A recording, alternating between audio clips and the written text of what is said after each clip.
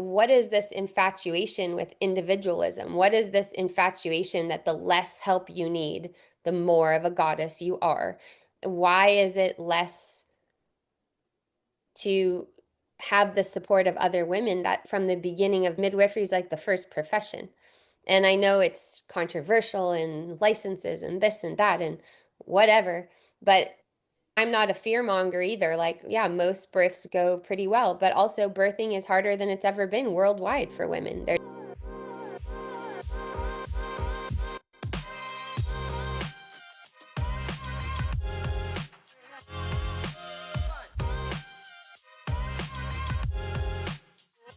Welcome to the Rewire for Birth podcast. I'm your host, Dr. Cindy. I'm a naturopathic doctor and birth guardian, and I couldn't be more thrilled to have you here.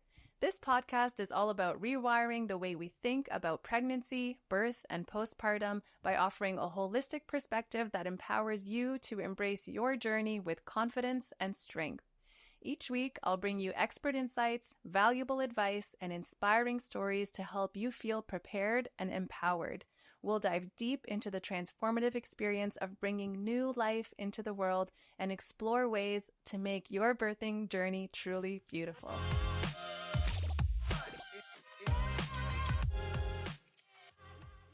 Please remember that although Cindy is a naturopathic doctor, she is not your naturopathic doctor. This information is made available to you for educational and informational purposes only and should never be used as a substitute for medical advice. Please see rewireforbirth.com/disclaimer for details.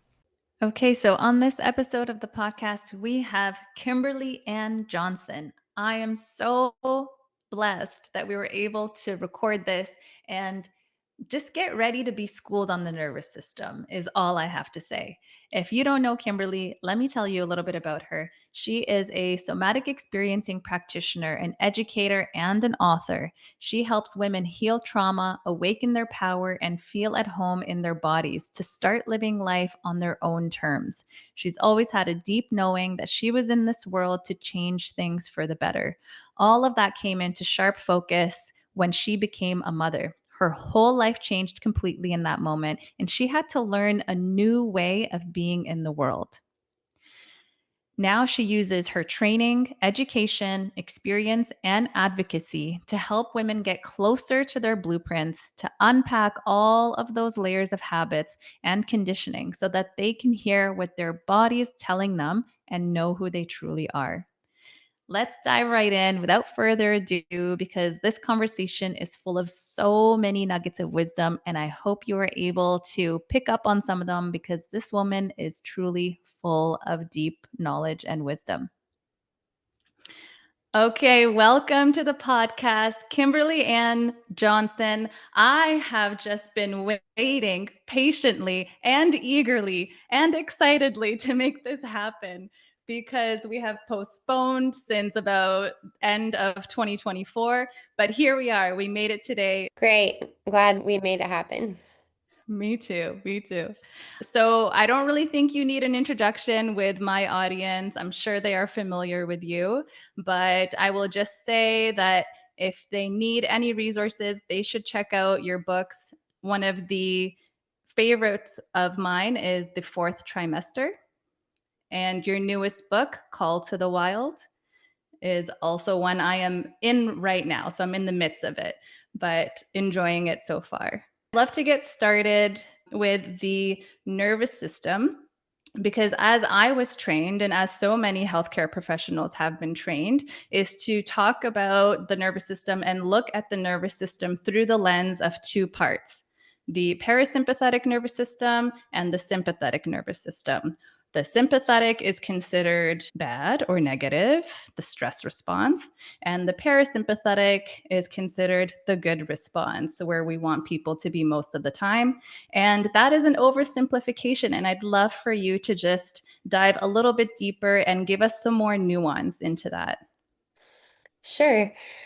So, that categorization of it's kind of an on or an off switch. Either you're sympathetic or you're parasympathetic really got called into question in the 90s when Stephen Porges did research on the polyvagal theory and kind of purported that there was several other layers to what was going on. And there's controversy around that theory too, but my understanding comes from a lot of practical applications. So I have formal training as a structural integration rolfer and sexological body worker and somatic experiencing, but I also have thousands of hours working with female nervous systems and just watching how stress responses work, and then also just completing my own incomplete responses in terms of what I went through giving birth, how I recovered from giving birth. I help a lot of women with gynecological surgeries or fertility stuff and with sexual boundary ruptures. So there tends to be just this colloquial leaning now where people say, oh, I'm so fight or flight. And what I try to help people understand is that, first of all, those are two different things. A fight response is very different than a flight response. It's different in how it feels, it's different in its emotional expression, it's different in its muscular tonicity. So it's not like super complex. It's just that if you're not familiar with the verbiage, then it takes a little bit of concentration to try to break it down. But if anybody is better reading than listening, because I'm about to break it down, you can get the first chapter of Call of the Wild for free at kimberlyannjohnson.com/chapter. And that first chapter is where the skeletal breakdown happens for what I'm about to say. So if we look at each function of each section of the nervous system, and right now we're talking below the social nervous system. The sympathetic side is what wakes you up in the morning, and the parasympathetic is what slows you down. So when we feel safe, our sympathetic side is an inhalation. It's what gives us drive and focus. It's what allows us to know what we want and go towards it. Healthy aggression fits in that side. When it comes to sex or to birth, the sympathetic side would be the pushing phase. The sympathetic side would be an arousal build. Now, arousal build happens by stair stepping through the phases of the nervous system, but you certainly need sympathetic energy to know what you want, to know what you like, to be able to articulate it, to take charge. And some people say, no, no, no, I just like to be surrendered and ravished. And that's great too. But you can really only truly do that if you have connection with your sympathetic side, because otherwise you're just in toleration, doormat, do whatever you want, and you're really letting go of your agency rather than using your agency to let go. So the sympathetic side is also in a menstrual cycle. It's the part from bleed to ovulation, and the parasympathetic side is from ovulation to bleed again. So all of these responses that I'm going to lay out are very important. We're never trying to get rid of responses.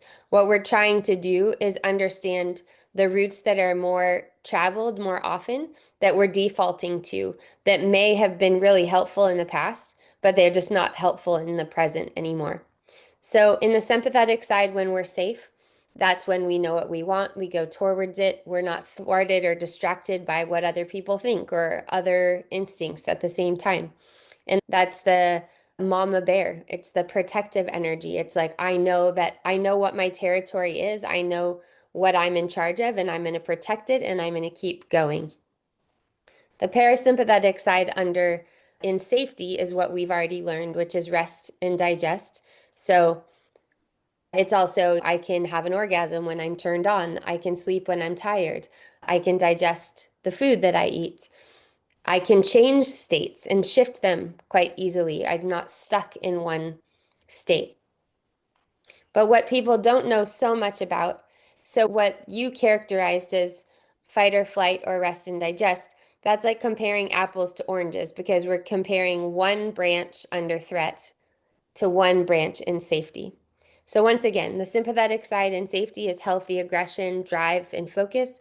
And the parasympathetic side in safety is rest and digest. It's also where sphincters open.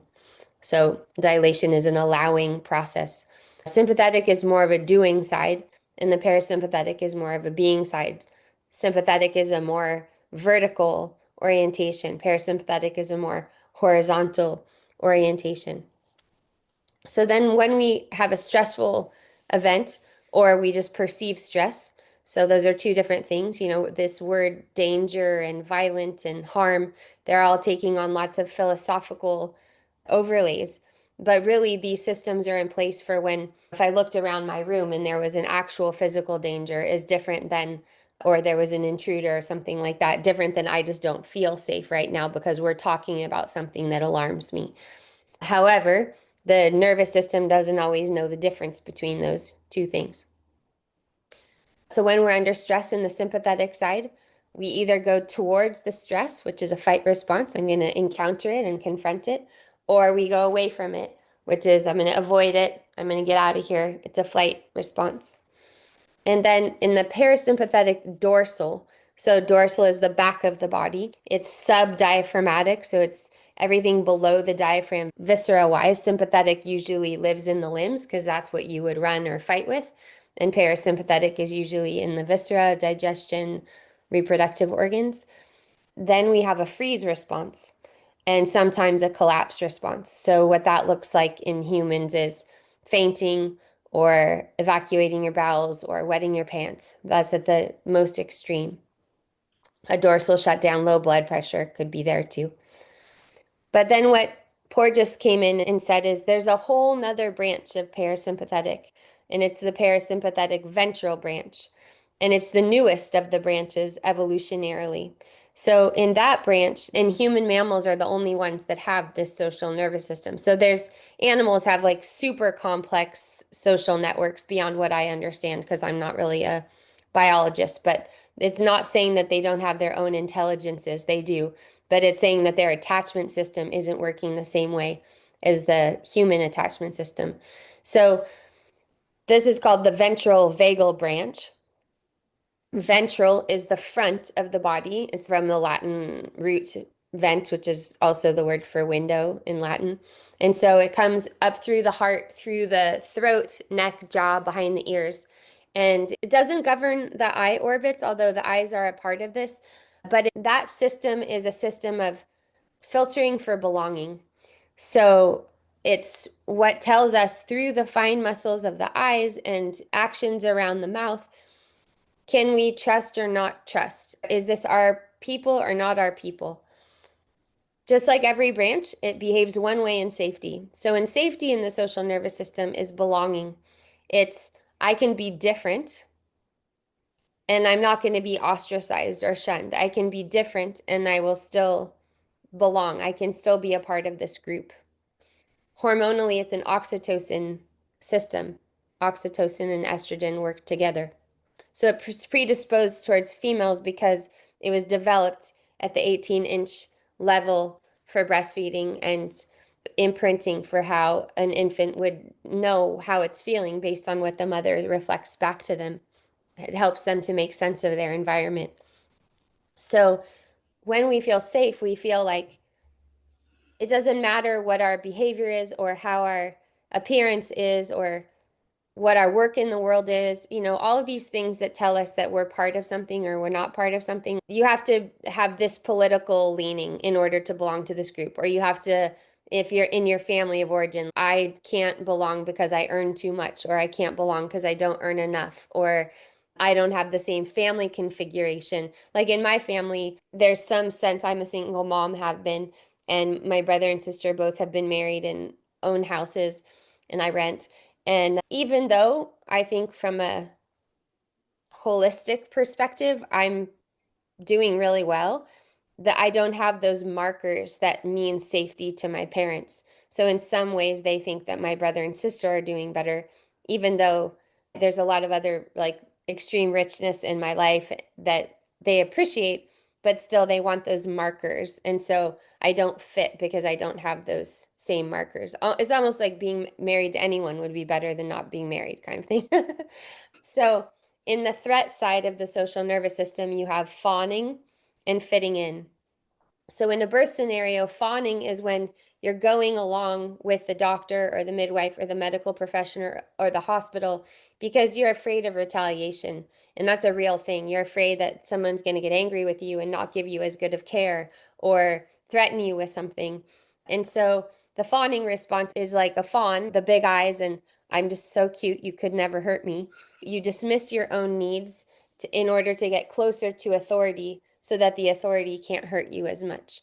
And then fitting in is doing the thing that everybody else is doing so that you're not, so maybe you really want a home birth, but your partner is like, well, I don't think that's safe. And then your parents are like, I don't feel it's safe. And so then you think, well, I'm just going to be community minded.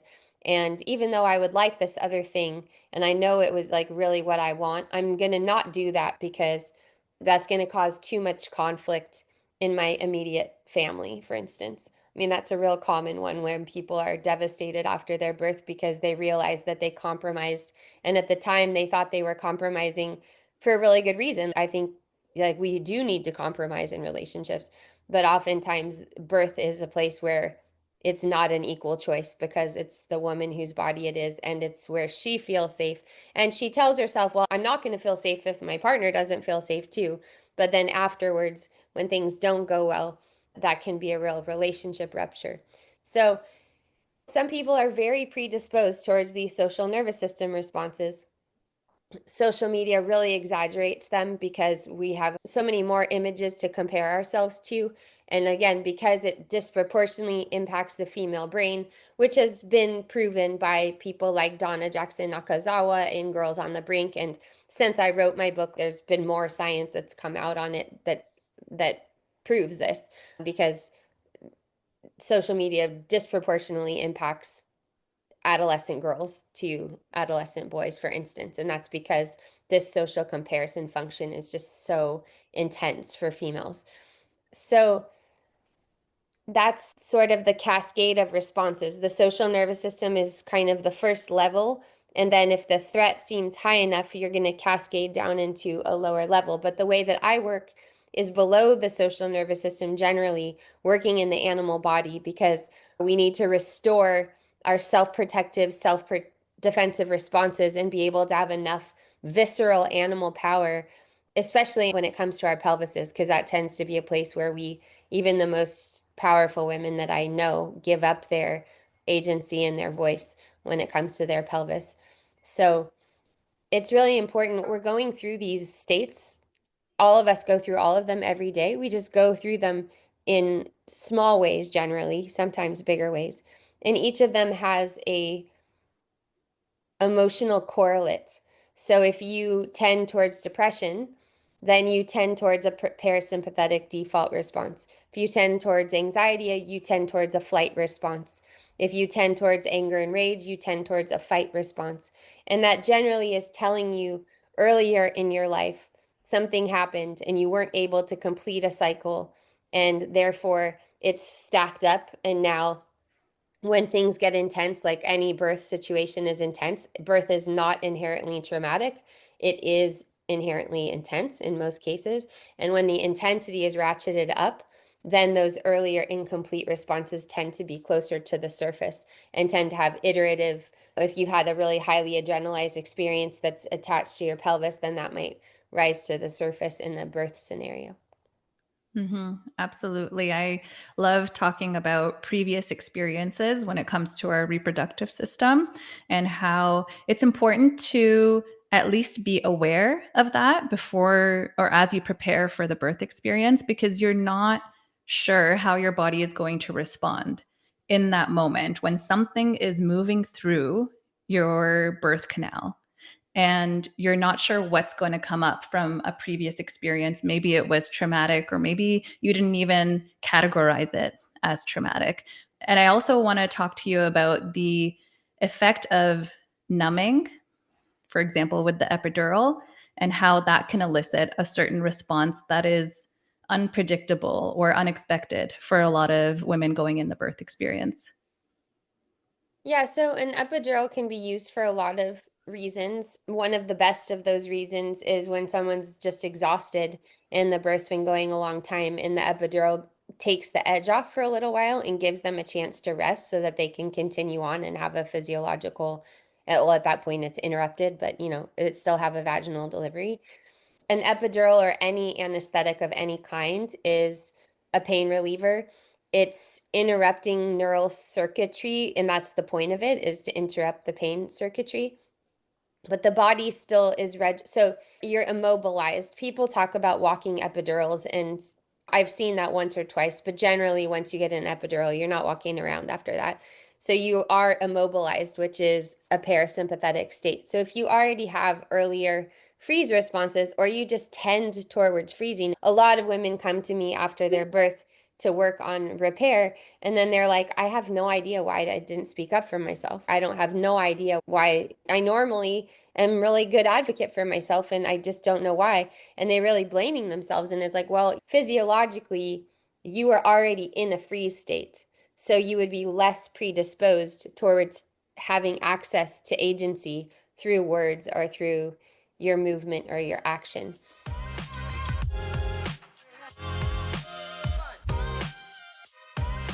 Hey mama, are you ready to transform your birthing experience? We're offering a free guided meditation to help you start rewiring your brain for an empowered birth. Imagine feeling calm and in control, embracing your inner strength, and making your birthing journey smoother and more joyful. Doesn't that sound amazing? It does, right? And it's possible for you. To get started, visit rewireforbirth.com/meditate and grab your free meditation now. Let's make your journey beautiful together.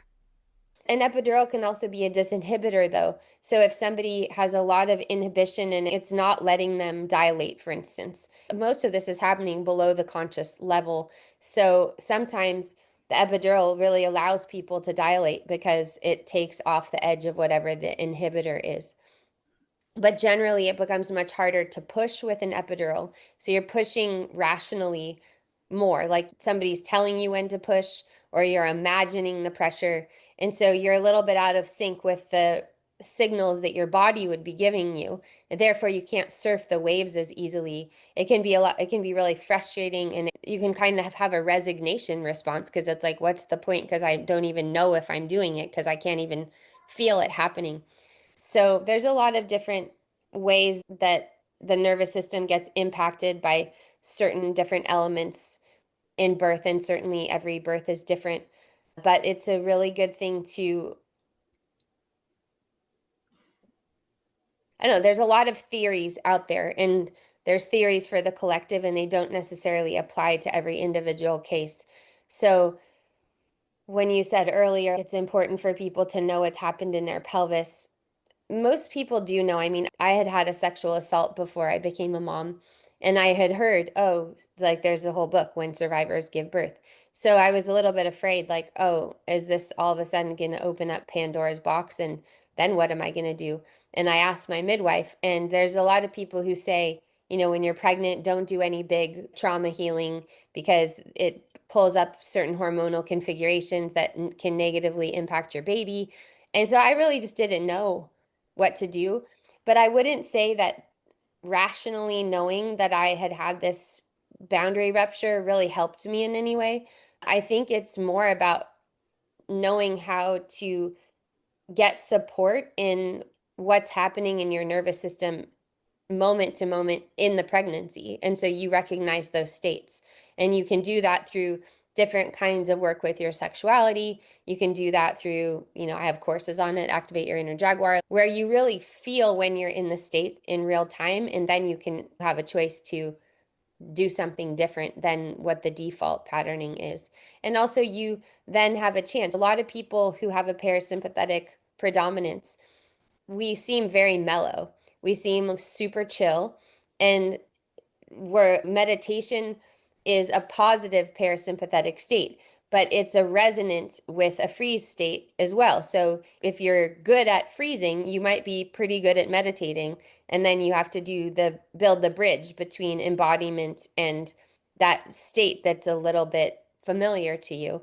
And so, for instance, someone like me, my midwives thought I was just doing great because I was basically doing everything by myself. What I really wanted was someone to like reach into me and connect with me, which in my situation was hard because I wasn't with any native English speakers and I didn't speak great Portuguese at the time. I really realized later how important having someone who speaks your mother tongue is. And these terms, motherland and mother tongue, are named those things for a reason. And I never would have learned that or understood it if I didn't do it and realize, wow, okay, this really impacted me to not have anyone from my mother line, to not have anyone that speaks my language in the space. And it's not that I had a terrible outcome or anything. I don't even consider my own birth traumatic. It's just that any birth has strong imprints, at least one of them, that carries forward. And that can be a positive imprint or it can be a rupturous imprint that takes time to repair. But cognitively knowing things is what our culture is really good at. We're really good at narrative therapy. We're really good at analyzing. We're good at deciding the boundaries we want to have.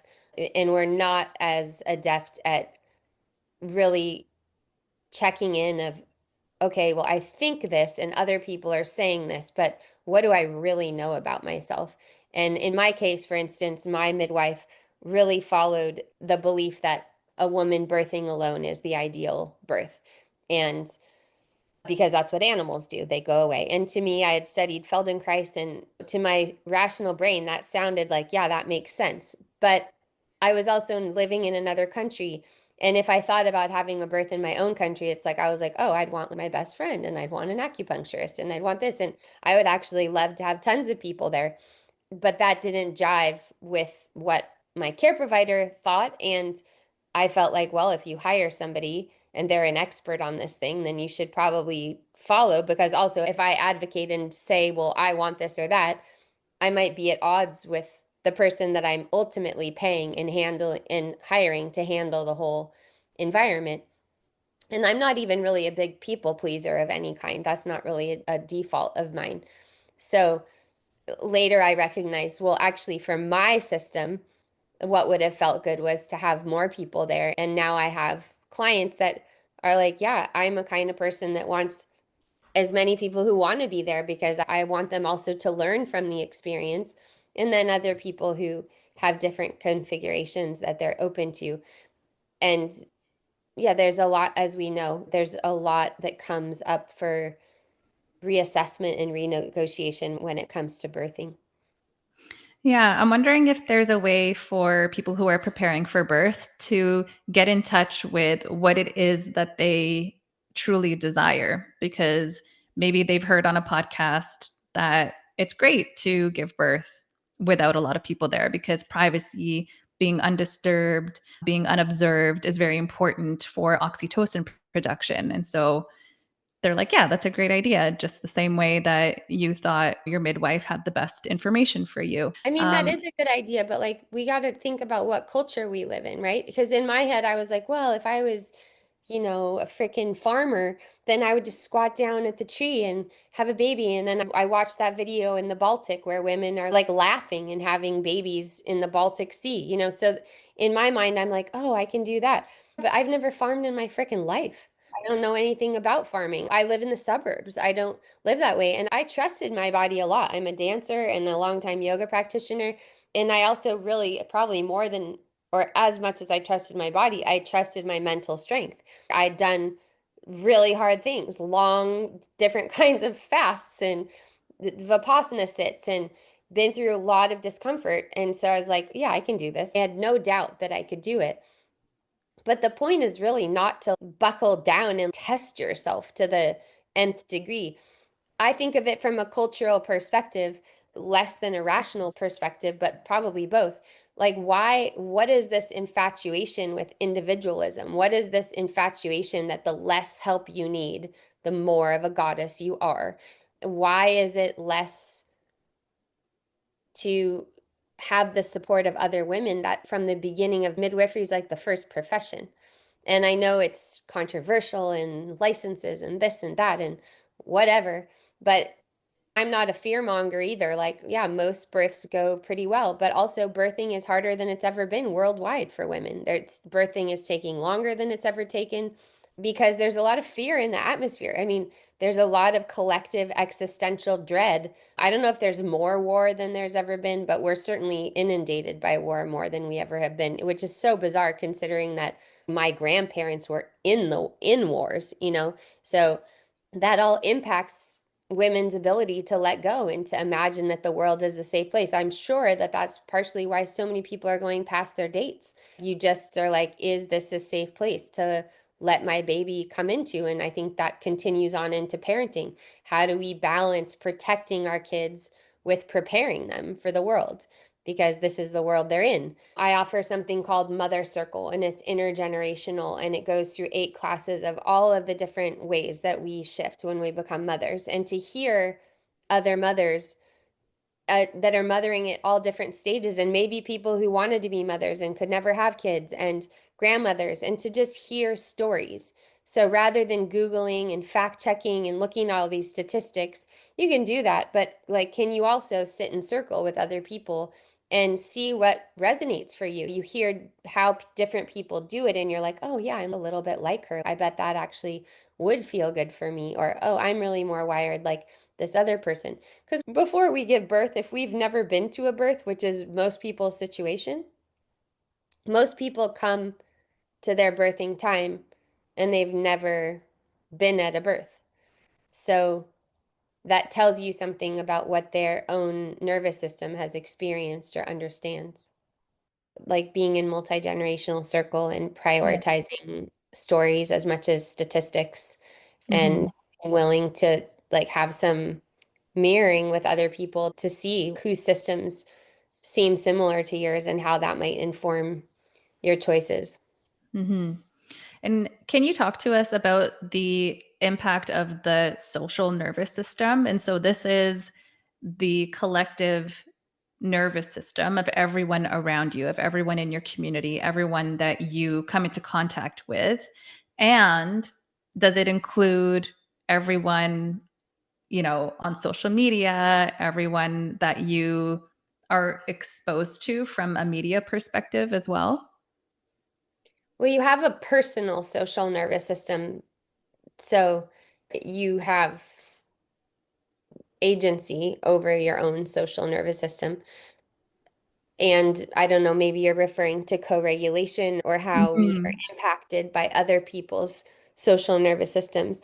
I mean, there's people that say that we're really only designed to have relationships with 150 people, that that's kind of the tipping point of kind of what we can keep track of. I'm screwed if that's true because I'm a Gemini and I actually know all 5,000 of my Facebook friends and many other people.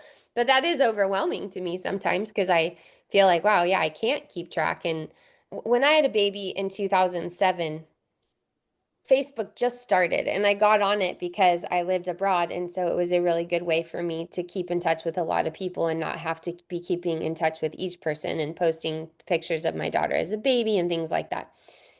And I do remember Googling postpartum depression. In fact, I didn't Google that. I Googled holistic postpartum recovery, alternative health postpartum care. And just nothing came up except for postpartum depression and all of the legitimizing of it and how it's a real thing and how hundreds of thousands of women have it. And I just thought this just cannot be the reality. Of course, I'm depressed right now. I'm alone all the time. I'm wetting my pants. I am in pain all the time, that in a way I've never been before. I have no one to talk to. I'm in another country besides. So, of course, I knew I would be diagnosed with depression if I went to a doctor, but I'm like, there's something missing here. I can tell that there's just something fundamental that's missing, that's archetypal, that's collective.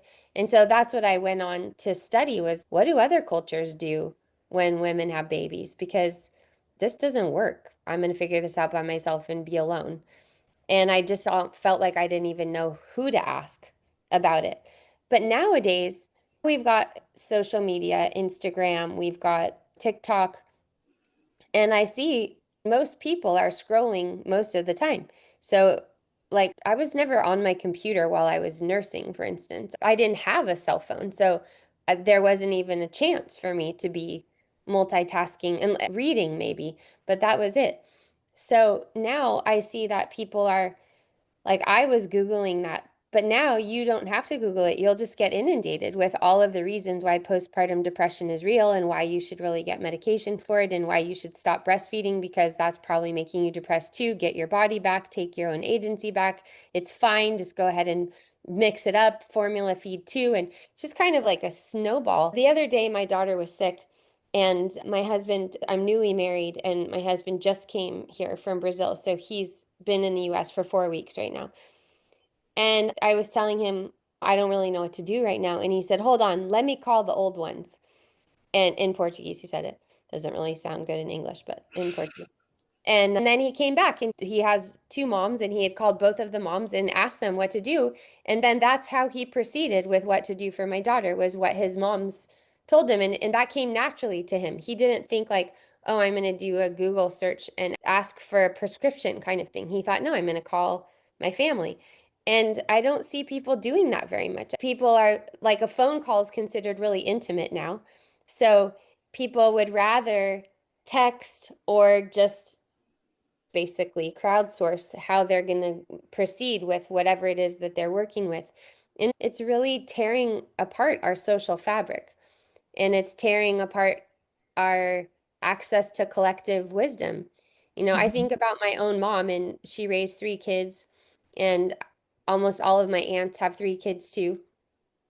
And I just remember I had a really hard time breastfeeding and I wasn't sure.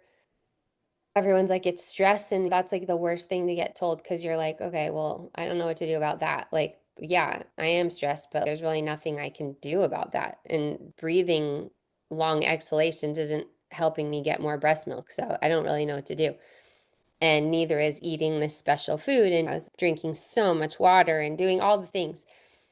And I just thought, wow, I bet if I was sitting amongst my aunts right now and they collectively raised 15 children, that somebody here would probably be able to help me. But that's just Mhm. so distant from the way that most of us live, including myself. Yeah. Just the cutoff from the ancestral wisdom that comes from different lineages. I remember when I had my baby, my husband at the time called my mom and said she had arrived. And my mom and my aunt, without even vocally communicating to each other, just started making soup. There was no verbal communication. They just knew what to do, right? There is this like traditional cultural wisdom baked into these different rites of passage that we go through as human beings. And it was just so funny to me. They knew what type of soup would support my breast milk to come in and healing of the perineum and everything that was going on. So there is They this make you. cutoff. It was a chicken soup with chickpeas and lots of onions Mm. and rice. And it was like perfect. Like that's also all I was craving at the time too. So there is this cutoff from that wisdom that you're experiencing. So I have one last question before you head off. I know we don't have lots of time, but in your exploration of what other cultures do, what did you find was the overarching theme? Yes, it's fascinating. I sort of reduced it down to what I decided to call the five universal postpartum needs. And I sort of think of them like Maslow's hierarchy of needs. So, the common thing for any indigenous culture that cares for women postpartum is an extended rest period. So, at least 40 days of basically sequestering, and cultures have different ways of naming it. The Chinese call it zuoyozi, which is sitting the nest. Some just call it a word that means confinement. Here in North America, it used to be called lying in. And it's just an understanding that there is something to recover from. So you need to be taken care of, and you need to be still, and you need to be in a very protected environment. You would think that most people would understand that about a baby, but I don't see that because I see people out at the grocery store with 2 days old and 5 days old, and I see people taking their 1 week old to the park. But in this case, we're really actually talking about the mom, not the baby. So the mother's field needs to be protected and enclosed. So extended rest period. Then there's special foods like you're mentioning. Every culture has its postpartum soup. In Taiwan and China, it's like this black chicken soup. There's just foods that are known to be really nourishing. And a lot of times at the very beginning, it's sort of a detoxing soup. And then after a couple of days, when the hormones would have been completely flushed, it's building material. So collagenous, nutrient dense foods, not cold stuff, not smoothies and salads, easily digestible, warming foods.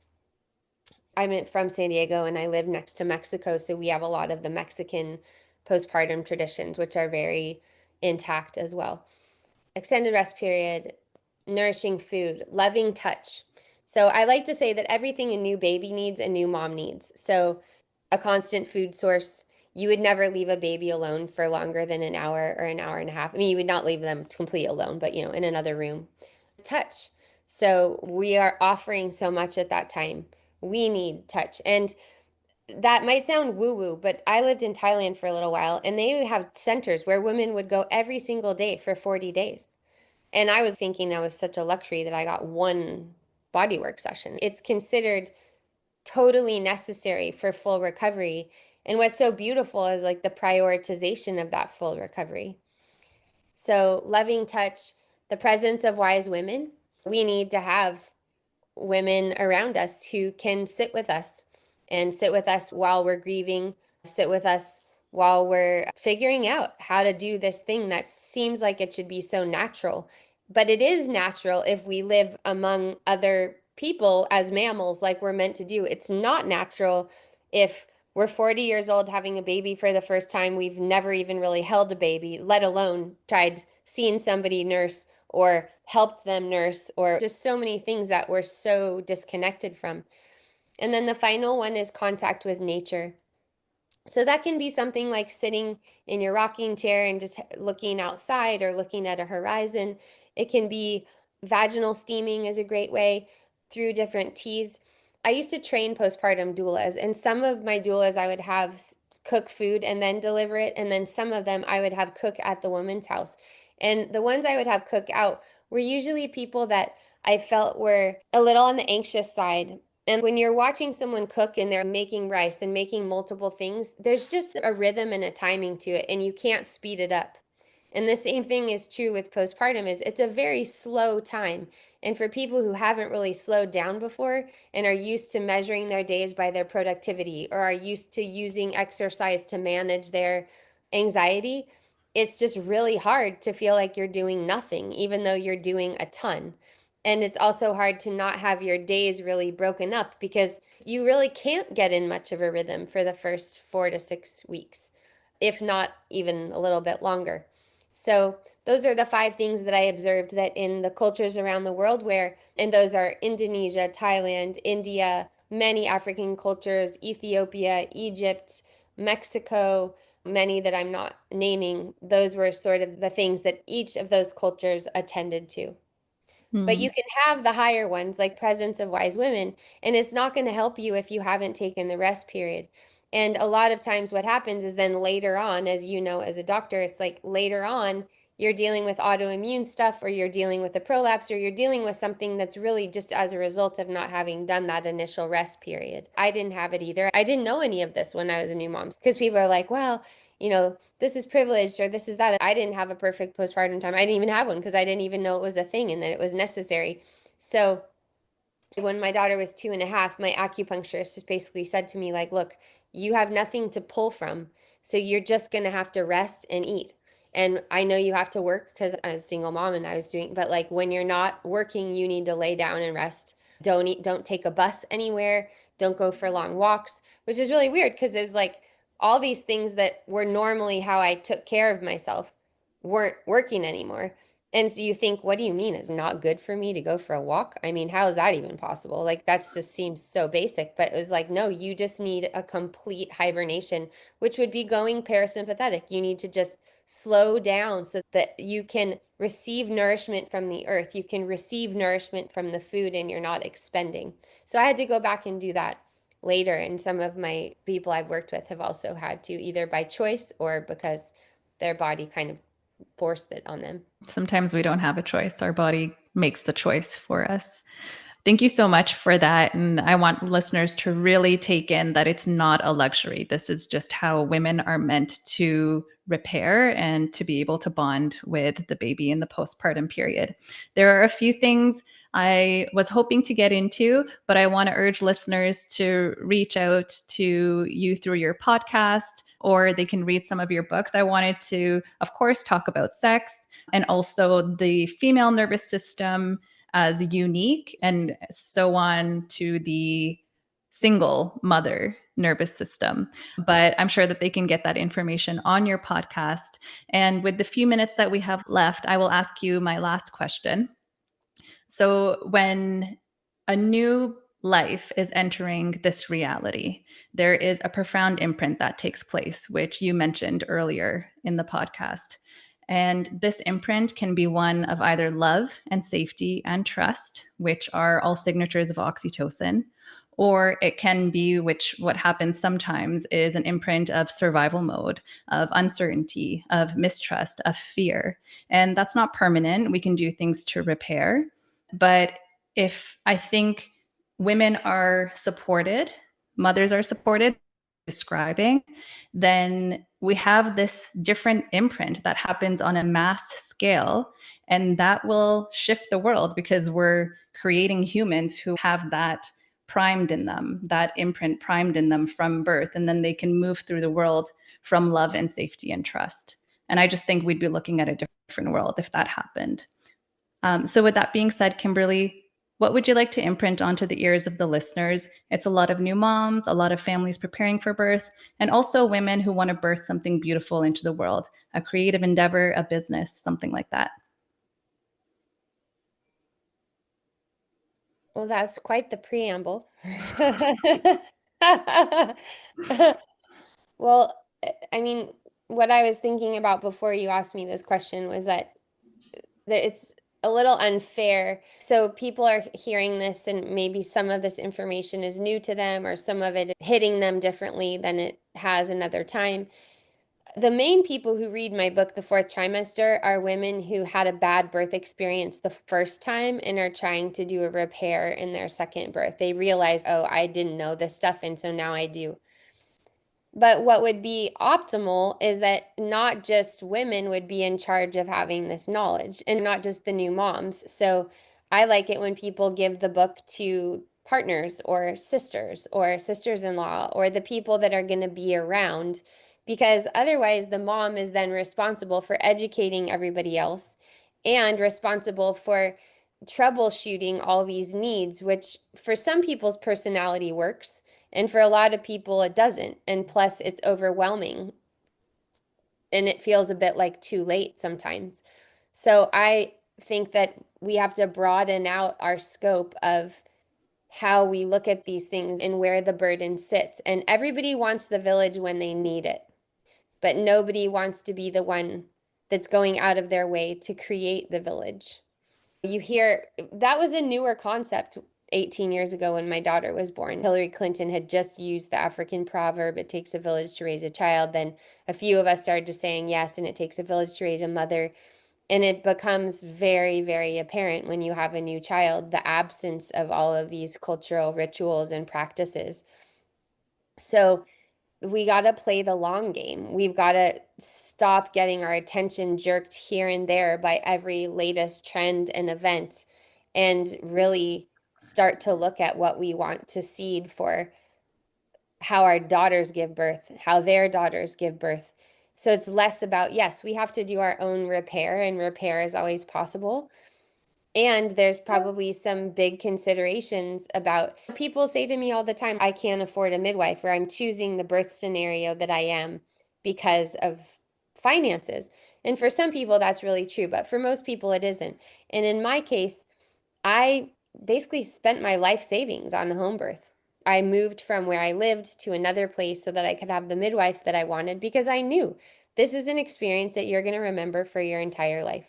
And so is your kid, and so is your family. And it can be the thing that strengthens your bond and strengthens your relationship, or it can be the thing that fractures it. And, I just finished teaching a training that I call Mothering the Bones, which is a lay practice of women holding other women's pelvises. And a lot of what comes up is my marriage hasn't been the same for 6 years or 10 years or 2 years because there was a rupture that happened in the birth space that I haven't been able to get over. And to me, that's really rarely a reflection on the partner, and mostly a reflection on the lack of community support that's necessary, because a partner is not a birth coach or a doula or a midwife, and shouldn't be in that position, because that partner also needs support. So there need to be elders that are around that know what the proper hierarchy of things is and how to support that configuration. And what I've always loved is that really one of the reasons for all of these postpartum practices, which are also very much like first aid practices, if you think about it, is because you can heal any birth experience if you do the postpartum period like that. So no matter how tragic and bad your birth was, that's what you have those sequestered weeks for, is to work through it. And the same as if it was great, then you also have this time to relish in it. Yeah, absolutely. Thank you for just emphasizing the importance of community and people who know what to do and not putting all the onus on the partner, because we're in a society where those partners might only have a week off, right? Thank you so much for taking the time to do this, Kimberly. If people want to get in touch with you, what is the best way for them to do that? They can go to kimberlyannjohnson.com. If you're resonating and you think you had a challenging birth, I have a 4-part meditation series. If you just look up healing from a difficult birth, I think it is in my name, it'll come up. It's free. And then I'm on Instagram at kimberly.ann.johnson. And I have a Amazing. podcast, Sex, Birth, Trauma, so you can search some of these topics on the podcast. Amazing. I'll put that in the show notes so people can access them easily. And just to let listeners know, we just scratched the surface of what this woman knows. So please tap into those resources. And thank you again for doing this, Kim. You're welcome.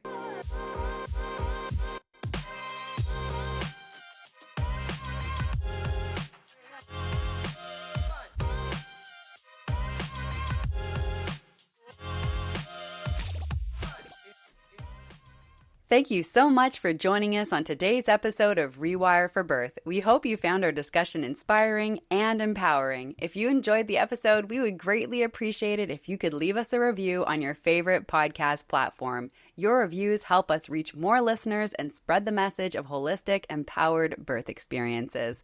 Feel free to mention what you loved about today's episode and how it helped you feel more prepared and confident about your birthing journey.